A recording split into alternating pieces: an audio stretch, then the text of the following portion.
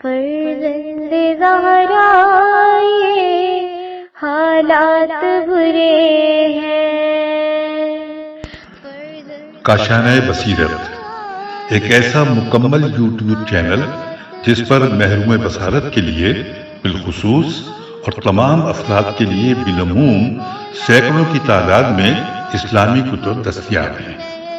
لہذا گزارش ہے کہ آپ اپنی ذمہ داری نبھاتے ہوئے کاشانۂ بصیرت کو سبسکرائب کرنے کے ساتھ ساتھ بیل آئیکن کو پریس کیجیے تاکہ آپ علم کے حصول کے ساتھ ساتھ مذہب اہل بیت کی اشاعت میں بھی اہم کردار ادا کرتے رہیں۔ کاشانۂ بصیرت، کاشانۂ بصیرت، کاشانۂ بصیرت۔ فرزند زہرا یہ حالات برے ہیں۔ السلام علیکم۔ کاشانۂ بصیرت کے چینل پہ ہم مل کر جس کتاب کا مطالعہ کر رہے ہیں وہ کتاب ہے الکوثر فی تفسیر القرآن، آیت اللہ محسن علی نجفی صاحب کی، جلد دوم، سورہ نساء۔ تلك حدود الله ومن يطع الله ورسوله يدخله جنات تجري من تحتها الأنهار خالدين فيها وذلك الفوز العظيم ومن يعص الله ورسوله ويتعد حدوده يدخله نارا خالدا فيها وله عذاب مهين۔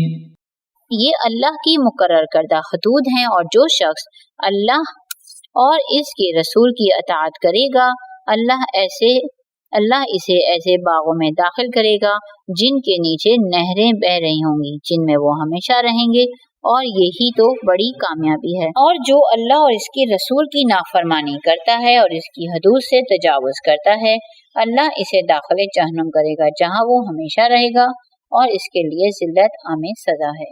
تفسیر آیات۔ تلک حدود اللہ، یہ احکام وہ حد فاصل ہیں جنہیں قبول کرنے اور ان پر عمل کرنے سے انسان فوز عظیم کی منزل پر فائز ہو جاتا ہے، اور ان حدود کو توڑنے سے جسارت کرنے والا اللہ کے خلاف کھلی بغاوت کرنے والوں کی طرح ہوتا ہے۔ حدود توڑنے کا مطلب یہ ہوگا کہ اللہ کی طرف سے مقرر شدہ قانون وراثت کو تبدیل کر کے کسی اور قانون پر عمل کرنا جو اللہ کے قانون کی توہین ہے۔ مثلا اہل مغرب کی تقلید میں اسلامی قانون، صفحہ نمبر 271، اسلامی قانون وراثت کی جگہ ان کے قانون کو اپنانا حدود اللہ سے بغاوت ہے، جو انکار شریعت کے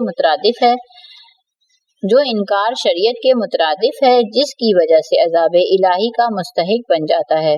پوائنٹ نمبر 2، وَيَتَعَدَّ حُدُودَهُ، یہاں حدود اللہ کی سے تجاوز کرنے والوں کو جہنم میں ہمیشہ رہنے کی سزا سنائی۔ کلمہ گو اہل قبلہ کی اگر ناسبی نہیں ہیں تو وہ جہنم میں ہمیشہ نہیں رہیں گے، لہٰذا یہاں حدود اللہ سے تجاوز سے مراد وہ لوگ لینا ہوگا جو حدود اللہ کے منکر ہیں، انکار سے وہ کافر ہو جاتے ہیں۔ اہم نکات ہیں: نمبر 1، حدود اللہ کی پاسداری ہی کا نام اطاعت ہے۔ نمبر 2، قانون سازی میں دخل دینا ہی حدود اللہ کی خلاف ورزی ہے۔ واللاتی یأتین الفاحشة من نسائکم فاستشہدوا علیہن 4 منکم فإن شہدوا فأمسکوہن فی البیوت حتی یتوفاہن الموت او یجعل اللہ لہن سبیلا۔ اور تمہاری عورتوں میں جو بدکاری کی مرتکب ہو جاتی ہیں ان پر اپنے مسلمانوں میں سے 4 افراد کی گواہی لو، پھر اگر وہ گواہی دیں تو ان عورتوں کو گھروں میں بند رکھو یہاں تک کہ موت انہیں انجام تک پہنچا دے یا اللہ ان کے لیے کوئی اور سبیل پیدا کر دے۔ تفسیر آیات۔ واللاتی یأتین الفاحشہ، اس آیت میں زانیہ عورتوں کی سزا بیان کی گئی ہے کہ 4 مردوں کی گواہی سے زنا ثابت ہونے کی صورت میں عورت کو قید کی سزا دی جائے۔ ساتھ ہی اس حکم کے وقت موقت ہونے کی طرف اشارہ فرمایا ہے، یا اللہ ان کے لیے کوئی اور سبیل پیدا کر دے 4 گواہ نہ ہونے کی صورت میں۔ یہ حکم نہیں ہے خواہ دیگر ذرائع سے علم اور یقین آ جائے۔ چنانچہ اس آیت میں موجودہ عمر قید کی سزا سورہ نور کی آیت اس آیت سے منسوخ ہو گئی ہے جس میں مرد اور عورت دونوں کے لیے 100 کوڑوں کی سزا متعین کی گئی ہے۔ بعض مفسرین نے نسائکم سے تمہاری بیویاں مراد لیا ہے۔ اس صورت میں یہ آیت منکوحہ عورتوں سے مربوط ہو جاتی ہے۔ بعد میں آیا رجم سے یہ حکم منسوخ ہو گیا ہے۔ صفحہ نمبر 272 حدیث حضرت علی علیہ السلام سے روایت ہے، عمر قید کا حکم آیا فجلدو سے منسوخ ہے۔ اہم نکات: نمبر 1، 4 گواہوں کی شرط کے لیے۔ شرط اس لیے ہے کہ ہر کوئی لوگوں کی عزت، ناموس و عزت سے نہ کھیلے۔ نمبر 2، اگرچہ اس سنگین گناہ کی سزا عمر قید سے کم نہیں تھی مگر خدا نے رحم کرتے ہوئے اس آیت کو منسوخ کر دیا اور کوڑوں کی سزا سبیل کے طور پر معین فرمائی۔ واللذان يأتيانها منكم فآذوهما فإن تابا وأصلحا فأعرضوا عنهما إن الله كان توابا رحيما۔ اور اگر تم میں سے 2 اشخاص بدکاری کا ارتکاب کریں تو ان دونوں کو اذیت دو، پھر اگر وہ دونوں توبہ کریں اور اپنی اصلاح کر لیں تو ان کا پیچھا چھوڑ دو، بے شک اللہ بڑا توبہ قبول کرنے والا، رحم کرنے والا ہے۔ تفسیری آیات: واللذان، اگر مرد اور عورت دونوں بدکاری کے مرتکب ہو جائیں تو اس وقت ان دونوں کے لیے ابتدا میں یہ سزا تجویز کی گئی ہے کہ ان دونوں کو اذیت دی جائے۔ اس آیت میں زنا کی سزا پہلی صورت سے مختلف ہے، اس لیے لازم طور پر اس زنا کی نوعیت بھی مختلف ہونی چاہیے۔ اس وجہ سے بعض مفسرین اس آیت کو غیر شادی شدہ مرد و عورت کے زنا پر محمول کرتے ہیں۔ بہرحال بعض کے نزدیک یہ آیت بھی منسوخ ہے اور سورہ نور میں زنا کی سزا 100 کوڑے مارنا معین ہے، لیکن بعض کا نظریہ یہ قرین واقعہ معلوم ہوتا ہے کہ اذیت دینے کا حکم منسوخ نہیں ہوا بلکہ 100 کوڑوں سے اس کی وضاحت ہو گئی۔ نمبر 2، فَإِن تابا، اگر یہ دونوں ارتکاب زنا کے بعد توبہ کریں اور احساس ندامت کریں، دوبارہ عفت و پاکدامنی کی طرف رجوع کریں۔ نمبر 3، وَأَصْلَحَ، اور اصلاح کر لیں، یعنی آئندہ کی زندگی کو اس قسم کی آلودگی سے پاک رکھیں۔ اصلاح کے بغیر صرف اظہار توبہ ایک بہانہ بھی ہو سکتا ہے۔ اس صفحے پر حوالے استعمال ہوئے ہیں: الوسائل 28، صفحہ نمبر 67۔ صفحہ نمبر 273، پوائنٹ نمبر 4، فَأَعْرِضُ عَنْهُمَا، ان کا پیچھا چھوڑ دو، ان پر حد جاری نہ کرو، چونکہ توبہ سے حد ساکت ہو جاتی ہے۔ انما التوبة على الله للذين يعملون السوء بجهالة ثم يتوبون من قريب فأولئك يتوب الله عليهم وكان الله عليما حكيما۔ اللہ کے ذمہ صرف ان لوگوں کی توبہ کرنا قبول کرنا ہے جو نادانی میں گناہ کا ارتکاب کر بیٹھتے ہیں پھر جلد ہی توبہ کر لیتے ہیں۔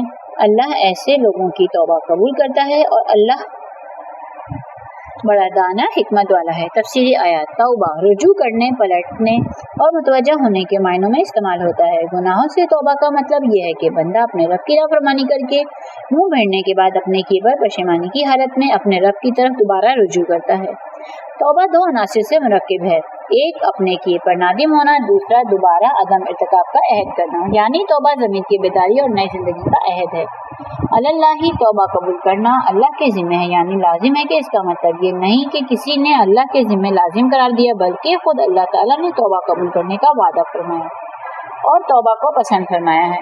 ان اللہ یحب التوابین، بے شک خدا توبہ کرنے والوں کو دوست رکھتا ہے۔ ان اللہ لا یخلف المیعاد، یقیناً اللہ وعدہ خلافی نہیں کرتا۔ اس کا لازمی نتیجہ یہ نکلتا ہے کہ شرائط کی موجودگی میں توبہ قبول کرنا لازمی امر ہے۔ بھی جہالت کا ایک استعمال علم اور دوسرا استعمال عناد اور ضد کے مقابلے میں ہوتا ہے۔ مثلاً کہا جاتا ہے کہ یہ غلطی ضد اور انا کی وجہ سے نہیں بلکہ جہالت کی وجہ سے نادانی میں سرزد ہوئی ہے، یعنی غفلتاً سرزد ہوئی ہے، لہذا غلط کار کو عرف میں نادان کہا جاتا ہے۔ آیت شریفہ میں جہالت سے مراد وہ حالت ہے جب انسان پر خواہشات اور غضب کا غلبہ ہوتا ہے۔ اگرچہ انسان کو گناہ کا علم ہوتا ہے لیکن شہوت و غضب انسان کو ایسی غفلت میں ڈال دیتے ہیں گویا عقل و شعور سلب ہو جاتا ہے اس حالت کو جہالت کہا جاتا ہے۔ اس صفحے پر جو حوالات استعمال ہوئے ہیں سورہ بقرہ آیت نمبر 222، سورہ رعد آیت نمبر 31، صفحہ نمبر 274۔ لہذا جہالت گناہ سرزد ہونے کا مطلب یہ نکلتا ہے کہ انسان گناہ کا ارتکاب اللہ کے ساتھ عناد اور ضد کی حالت میں نہیں کرتا۔ مثلا نافرمانی کرتے ہوئے اس کا خیال یہ نہیں ہوتا کہ چلو میں زنا کرتا ہوں، اللہ میرا ہی کیا بگاڑ سکتا ہے، بلکہ وہ اس عمل کو مولا کی نافرمانی خیال کرتا ہے، لیکن جہالتاً یعنی خواہشات کی وجہ سے غفلتاً اس سے یہ گناہ سرزد ہو جاتا ہے۔ جہالت کے دوسرے معنی یہ ہو سکتے ہیں کہ انسان گناہ کے انجام میں بد اور ناراضگی رب اور عذاب اخروی سے غافل ہو جاتا ہے۔ من قریب یعنی جہالت ختم ہوتے ہی شہوت غضب فروغ ہوتے ہی بلا فاصلہ پیشوانی ہوتی ہے تو توبہ ہے۔ اس آیت کی تفسیر میں وارد شدہ احادیث کی روشنی میں مفسرین قریب سے مراد پوری زندگی لیتے ہیں، یعنی موت قریب ہی ہوتی ہے، اس لیے موت سے پہلے توبہ کر لے، فرصت حاصل سے جانے سے قبل توبہ کر لے۔ اس پر دلیل اس کے بعد آنے والی آیت جس میں ارشاد فرمایا کہ ان لوگوں کی توبہ قبول نہ ہوگی جو زندگی بھر گناہ کا ارتکاب کرتے رہتے ہیں۔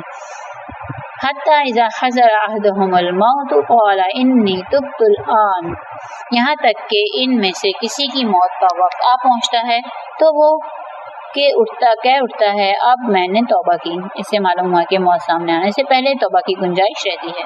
اس کی وجہ یہ ہے کہ توبہ رجوع اختیاری اور بیداری ضمیر تجدید عہد کا نام ہے۔ یہ صورت انسان کی زندگی میں ممکن ہے، موت یقینی ہونے کی صورت میں رجوع صادق نہیں آتا، نہ تجدید عہد صادق آتا ہے۔ توبہ انسانی زندگی پر محیط ہو تو قبول ہے، ماضی کے طور پر ندامت، مستقبل کے لیے تجدید عہد اور نئی زندگی کا آغاز، مستقبل میں ارتکاب گناہ سے دور رہنے کا عزم و ارادہ۔ ندامت اور ارادہ دونوں باطنی عمل ہیں جن کا نتیجہ کردار سے ظاہر ہوتا ہے، لہٰذا توبہ میں ندامت اور ارادے کا ہونا ضروری ہے۔ جس کی موت حاضر ہے اس کے لیے ندامت تو ممکن ہے لیکن اس کے پاس مستقبل نہیں جس کے لیے وہ عزم و ارادہ کرے۔ وَأَسَرُّ النَّدَامَةَ وَلَمَّا رَأَوُا الْعَذَابَ، جب وہ عذاب کو دیکھ لیں گے تو دل میں ندامت لیے بیٹھیں گے۔ حدیث رسالت میں آپ صلی اللہ علیہ وسلم سے روایت ہے کہ آپ صلی اللہ علیہ وآلہ وسلم نے فرمایا ابلیس نے جب زمین پر نزول کیا تو کہا تیری عزت و جلال و عظمت کی قسم میں ابن آدم کی روح جسم سے خارج ہونے تک نہیں چھوڑوں گا۔ اللہ تعالیٰ نے فرمایا مجھے میری عزت و جلال و عظمت کی قسم، صفحہ نمبر 275 ہے کہ میں اپنے بندے کے لیے توبہ کا دروازہ کھلا رکھوں گا جب تک اس پر نزع روح کا غرغرہ طاری نہ ہو جائے۔ اس صفحے پر جو حوالات استعمال ہوئے ہیں صفحہ نمبر 274 پہ سورہ نساء آیت نمبر 18، سورہ سبا آیت نمبر 33۔ وَلَيْسَتِ التَّوْبَةُ لِلَّذِينَ يَعْمَلُونَ السَّيِّئَاتِ حَتَّى إِذَا حَضَرَ أَحَدَهُمُ الْمَوْتُ قَالَ إِنِّي تُبْتُ الْآنَ وَلَا الَّذِينَ يَمُوتُونَ وَهُمْ كُفَّارٌ أُولَئِكَ أَعْتَدْنَا لَهُمْ عَذَابًا أَلِيمًا۔ اور ایسے لوگوں کی توبہ حقیقت میں توبہ نہیں جو برے کاموں کا ارتکاب کرتے رہتے ہیں یہاں تک کہ ان میں سے کسی کی موت کا وقت آ پہنچتا ہے تو وہ کہہ اٹھتا ہے اب میں نے توبہ کی، اور نہ ہی ان لوگوں کی توبہ قبول ہے جو مرتے دم تک کافر رہتے ہیں۔ ایسے لوگوں کے لیے ہم نے دردناک عذاب تیار کر رکھا ہے۔ تفسیر آیات ہے وَلَيْسَتِ التَّوْبَةُ، یہاں ندامت کا محرک ضمیر کی بیداری، احساس گناہ اور تجدید عہد کا عزم اور ارادہ نہیں ہے کہ اللہ اس پر مہربانی فرمائے، بلکہ یہاں ندامت کا محرک زندگی سے نا امیدی اور عذاب آخرت کا مشاہدہ ہے۔ لہذا دراصل یہ توبہ ہی نہیں یعنی رجوع اختیاری نہیں بلکہ ندامت اضطراری ہے۔ نمبر 2 وَلَلَّذِينَ يَمُوتُونَ، جو لوگ حالت کفر میں مرتے ہیں ان کی زندگی میں تو کوئی توبہ نہیں ہوتی مگر یہ کہ موت سامنے آ جاتی ہے تو پردے ہٹ جاتے ہیں، حقائق سامنے آ جاتے ہیں تو کافر کو بھی قبل از مرگ ندامت ہو جاتی ہے۔ اہم نکات، موت نظر آنے تک عملاً گناہ میں مگن رہنے والوں کی توبہ قبول نہیں۔ يا أيها الذين آمنوا لا يحل لكم أن ترثوا النساء كرها ولا تعضلوهن لتذهبوا ببعض ما آتيتموهن إلا أن يأتين بفاحشة مبينة وعاشروهن بالمعروف فإن كرهتموهن فعسى أن تكرهوا شيئا ويجعل الله فيه خيرا كثيرا۔ اے ایمان والوں، تمہارے لیے جائز نہیں کہ تم عورتوں کے جبرن وارث بنو اور اس نیت سے انہیں قید نہ رکھو کہ تم نے جو کچھ انہیں دیا ہے اس میں سے کچھ حصہ واپس لے لو، مگر یہ کہ وہ مبینہ بدکاری کی مرتکب ہوں اور ان کے ساتھ اچھے انداز میں زندگی بسر کرو۔ اگر وہ تمہیں ناپسند ہیں تو ہو سکتا ہے کہ ایک چیز تمہیں تو ناپسند ہو مگر اللہ اس میں بہت سی خوبیاں پیدا کر دے۔ اس صفحے پر جو حوالات استعمال ہوئے ہیں: بحر الانوار جلد 2 صفحہ نمبر 16، البیان جلد 4 صفحہ نمبر 147۔ تشریحی کلمات: تعزلوہن عین زواد لام العزل، روکنا، تشدد کرنا اور عرصہ حیات تنگ کرنا۔ تفسیر آیات: اس آیت شریفہ میں درجہ ذیل مباحث و مسائل مذکور ہیں۔ نمبر 1، لا یحل لکم، عرب جاہلیت میں ایک رسم یہ تھی کہ شوہر کے مرنے کے بعد اس کے مال و مویشی کی طرح اس کی بیویاں بھی ورثہ کی طرف منتقل ہو جاتی تھیں۔ ورثہ میں سے جو جس بیوہ پر اپنی چادر ڈال دیتا تھا وہ اس کا مال شمار ہوتی تھی۔ اس آیت نے واضح طور پر فرمایا کہ عورت متروکہ جائیداد نہیں بلکہ شوہر کے مرنے کے بعد وہ آزاد ہے کہ ایام عدت گزارنے کے بعد وہ جس سے چاہے نکاح کر لے۔ نمبر 2 پوائنٹ ہے لا تعزلوہن، وہ دوسری ذاتی یہ کرتے تھے کہ ان عورتوں کو دوسری جگہ نکاح کرنے نہیں دیتے تھے یہاں تک کہ وہ وہیں مر جائیں اور ان کا مال اپنے تصرف میں لے آتے تھے۔ قرآن نے اس مکروہ رسم کو بھی یکسر ختم کر دیا۔ نمبر 3، صریحاً بدکاری کے ارتکاب کی صورت میں شوہر کو یہ حق دیا کہ بیوی کو حق مہر کے طور پر دیا ہوا اپنا مال واپس لے لے، یعنی خلا لے کر اسے طلاق دے۔ نمبر 5، وعاشروہن بالمعروف، عورتوں کے ساتھ بہترین انداز میں زندگی گزارو۔ یہ خطاب شوہروں سے ہے کہ عورتوں سے اچھا سلوک کریں، انہیں معاشرے کا ایک رکن تصور کریں۔ اور بقول قرآن مرد اور عورت اصل واحد کی 2 شاخیں ہیں، ان میں سے کوئی بھی کسی کا حاکم یا محکوم نہیں، کسی کو کسی پر مطلق بالادستی نہیں۔ البتہ مرد اور عورت میں بعض ایسی مختلف خاصیتیں ضرور ہیں جن کی وجہ سے ان کی ذمہ داریوں میں فرق آ جاتا ہے، جیسے دیگر مختلف طبقات۔ صفحہ نمبر 277۔ مختلف طبقات میں فرق آ جاتا ہے، مثلا نابالغ، بیمار، بوڑھے، معذور، عالم، جاہل وغیرہ میں ذمہ داریوں کے اعتبار سے فرق ہے، لیکن انسان ہونے کے ناطے سب برابر اور احترام آدمیت کے مستحق ہیں۔ نمبر 5 پوائنٹ ہے وَفَإِن كَرِهْتُمُوهُنَّ، عورت میں اخلاقی فساد، کردار کی خرابی نہ ہونے کی صورت میں محض اپنے مزاج کے موافق نہ ہونے کی وجہ سے اس سے کراہت کرنا درست نہیں۔ اپنے وقتی ذوق کی تسکین نہ بھی ہو، ممکن ہے عقل و فطرت کے اعتبار سے اس عورت میں خیر کثیر ہو۔ اس میں ایک الہی وعدہ مضمر ہے کہ جو لوگ ظاہری شکل و صورت کی جگہ باطنی طہارت کو ترجیح دیتے ہیں ان کے لیے عورتیں خیر کثیر کا سرچشمہ ہوا کرتی ہیں۔ قابل توجہ نکتہ یہ ہے کہ وہ عورت جسے دوسرے ادیان شرع محض کہتے ہیں، قرآن نے اسے خیر کثیر سے تعبیر کیا ہے۔ اہم نکات: نمبر 1، عورت مال و متاع نہیں جیسا کہ دیگر ادیان کا تصور ہے، بلکہ یہ ایک انسان ہے۔ نمبر 2، عورت اگر بدکار نہیں ہے تو اس پر کوئی ناروا پابندی نہیں لگائی جا سکتی، اللہ ان یأتینا بفاحشۃ۔ نمبر 3، عورت بقول دیگر ادیان شرع محض ہے، جبکہ بقول قرآن اس میں خیر کثیر بھی ہو سکتا ہے، خیرن کثیرا۔ وَإِنْ أَرَدْتُمُ اسْتِبْدَالَ زَوْجٍ مَّكَانَ زَوْجٍ وَآتَيْتُمْ إِحْدَاهُنَّ قِنطَارًا فَلَا تَأْخُذُوا مِنْهُ شَيْئًا أَتَأْخُذُونَهُ بُهْتَانًا وَإِثْمًا مُّبِينًا وَكَيْفَ تَأْخُذُونَهُ وَقَدْ أَفْضَىٰ بَعْضُكُمْ إِلَىٰ بَعْضٍ وَأَخَذْنَ مِنكُم مِّيثَاقًا غَلِيظًا۔ اور اگر تم لوگ ایک زوجہ کی جگہ دوسری زوجہ لینا چاہو اور ایک کو بہت سا مال بھی دے چکے ہو تو اس میں سے کچھ بھی واپس نہ لینا۔ کیا تم بہتان اور صریح گناہ کے ذریعے مال لینا چاہتے ہو؟ اور دیا ہوا مال تم کیسے واپس لے سکتے ہو جبکہ تم ایک دوسرے سے مباشرت کر چکے ہو اور وہ تم سے شدید عہد قرار لے چکی ہیں۔ تشریحی کلمات: بہتانن، بے ہتے بہت حیران و ششدر رہ جانا۔ بہتان ایسا الزام ہے جسے سن کر انسان حیران و ششدر رہ جاتا ہے۔ صفحہ نمبر 278۔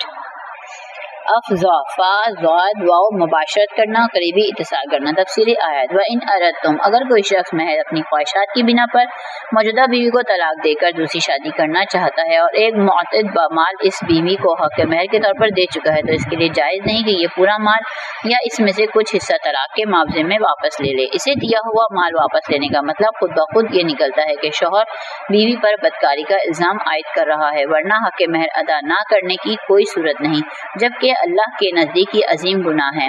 نمبر 2 دوسری آیت میں 2 باتیں اور بیان کی گئی ہیں. نمبر 1 وقت افضا اول یہ کہ دیا ہوا مہر واپس لینے کی کوئی جائز صورت اس لیے بھی نہیں کہ تم آپس میں ازدواجی مباشرت کر چکے ہو یعنی عورت اپنے وجود کو تمہارے حوالے کر چکی ہے جس کے بعد مہر کی رقم تمہارے ذمہ واجب الادا ہو چکی ہے. نمبر 2 میثاقا غلیظا دوسری بات یہ ہے کہ تم نے عقد نکاح کے ذریعے عہد و میثاق باندھا ہے جس کی وجہ سے عورت نے اپنے آپ کو تمہارے حوالے کیا ہے. مہر کی ادائیگی بھی اس عہد و میثاق میں شامل ہے. اہم نکات مالکیت اور معاہدوں میں عورت کا بھی مرد کی طرح احترام کیا جائے گا. وَلَا تَنْكِحُوا مَا نَكَحَ آبَاؤُكُم مِّنَ النِّسَاءِ إِلَّا مَا قَدْ سَلَفَ إِنَّهُ كَانَ فَاحِشَةً وَمَقْتًا وَسَاءَ سَبِيلًا. اور ان عورتوں سے نکاح نہ کرو جن سے تمہارے باپ نکاح کر چکے ہوں مگر جو کچھ ہو چکا سو ہو چکا. یہ ایک کھلی بے حیائی اور ناپسندیدہ عمل اور برا طریقہ ہے. تشریح کلمات مقتن میم قاف تو مق کسی شخص کو فعل کبھی کا ارتکاب کرتے ہوئے دیکھ کر اس سے بغض رکھنا. تفسیری آیات نمبر 1 پوائنٹ وَلَا تَنْكِحُوا مَا نَكَحَ آبَاؤُكُم زمانے جاہلیت میں کچھ لوگ ستیلی ماؤں سے شادیاں کر لیا کرتے تھے. صفحہ نمبر 279 گو کہ یہ عمل اس وقت بھی لوگوں کی نظر میں مقبوض تھا چنانچہ اس سے نکاح المقت کہتے تھے. نمبر 2 الا ما قد سلفا نمبر 2 الا ما قد سلفا سے نزول حکم سے قبل کا حکم بیان فرمایا. اس سے پہلے جو اس قسم کی شادیاں ہو چکی ہیں ان سے درگزر کیا جاتا ہے. باپ کی منکوحہ سے شادی کرنا کسی صورت میں جائز نہیں خواہ باپ نے اس عورت سے مباشرت کی ہو یا نہ کی ہو. لہذا اگر باپ نے کسی عورت سے صرف عقد ہی کیا ہے اور مباشرت نہیں کی تو بھی وہ عورت بیٹے پر ہمیشہ کے لیے حرام ہو جاتی ہے. اس طرح اگر باپ نے کسی عورت سے ناجائز تعلق قائم کیا اور حرام طور پر وہ مقاربت کی ہو تو وہ عورت بھی اس کے بیٹے پر ہمیشہ کے لیے حرام ہو جاتی ہے. حرمت علیکم امہاتکم وبناتکم واخواتکم وعماتکم وخالاتکم وبنات الاخ وبنات الاخت وامہاتکم اللاتی ارضعنکم واخواتکم من الرضاعة وامہات نسائکم وربائبکم اللاتی فی حجورکم من نسائکم اللاتی دخلتم بہن وربائبكم اللاتي في حجوركم من نسائكم اللاتي دخلتم بهن وإن لم تكونوا دخلتم بهن فلا جناح عليكم وحلائل أبنائكم الذين من أصلابكم وأن تجمعوا بين الأختين إلا ما قد سلف إن الله كان غفورا رحيما. تم پر حرام کر دی گئی ہیں تمہاری مائیں تمہاری بیٹیاں تمہاری بہنیں تمہاری پھوپھیاں تمہاری خالائیں تمہاری بھتیجیاں تمہاری بھانجیاں تمہاری وہ مائیں جو تمہیں دودھ پلا چکی ہوں تمہاری دودھ شریک بہنیں تمہاری بیویوں کی مائیں اور بیویوں سے تم مقاربت کر چکے ہو اور جن بیویوں سے تم مقاربت کر چکے ہو ان کی بیٹیاں جو تمہاری پرورش میں رہی ہوں لیکن اگر ان بیویوں سے صرف عقد ہوا ہو مقاربت نہ ہوئی ہو تو کوئی حرج نہیں ہے. نیز تمہارے سلبی بیٹوں کی بیویاں اور 2 بہنوں کا باہم جمع کرنا مگر جو پہلے ہو چکا سو ہو چکا بے شک اللہ بڑا بخشنے والا رحم کرنے والا ہے. محرمات نسبی وہ نسب جن سے نکاح حرام ہے 7 ہیں.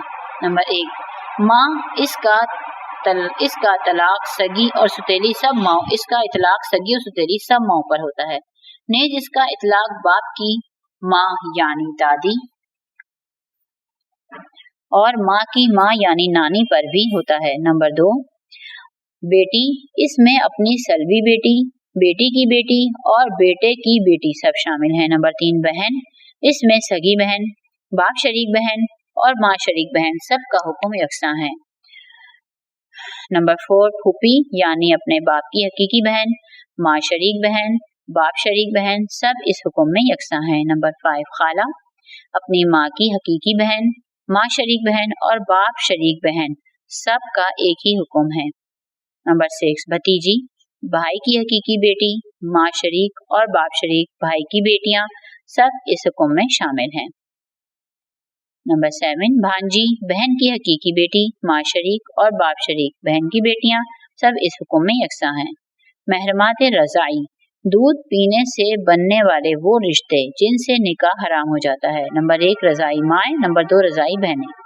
आयत में सिर्फ इन्हीं दोनों का जिक्र है, लेकिन ये मसला अपनी जगह बाला जमा साबित है कि वो तमाम रिश्ते जो हकीकी वालिदैन के ताल्लुक से हराम होते हैं, रज़ाई वालिदैन के ताल्लुक से भी हराम हो जाते हैं। चुनांचा फरीकैन ने रसूल अकरम सल्लल्लाहु अलैहि वसल्लम का ये फरमान इस हुक्म का माखज़ करार दिया है, अन्नल्लाह तआला हर्रमा मिनर रज़ाअती मा हर्रमा मिनन नस्बी। अल्लाह ताला ने रज़ाअत के सबब वो तमाम रिश्ते हराम किए हैं जो रिश्ते नस्ब के सबब हराम किए हैं। लिहाजा अगर किसी बच्चे ने किसी औरत का दूध पिया हो तो वो औरत इस बच्चे की माँ, इसका शौहर इस बच्चे का बाप, इसकी औलाद इस बच्चे के बहन भाई, इसकी बहनें इस बच्चे की खालाएं बन जाती हैं, इसके शौहर की बहनें इस बच्चे की फूफियां बन जाती हैं। यहाँ चंद एक मसाइल के काबिल तवज्जो हैं।